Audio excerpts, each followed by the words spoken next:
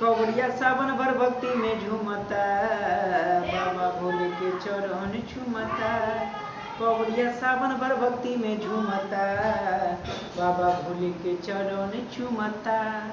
लेके गंगा जल गगरी रे, जाता बाबा के नगरी रे।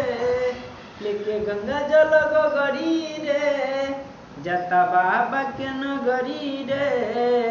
सब अपने करम कुमता, बाबा भोले के चरण चुमता। सब अपने करम कुमता, बाबा भोले के चरण चुमता। लेके गंगा जल गगरी रे, जाता बाबा के नगरी रे। सब अपने करम कुमता, बाबा भोले के चरण चुमता। सावन भर भक्ति में कवड़िया झूमता, बाबा भोले के चरण चुमता। बोलबम बोलबम बोलबम जय श्री। कवड़िया सावन भर भक्ति में झूमता, बाबा भोले के चरण चुमता।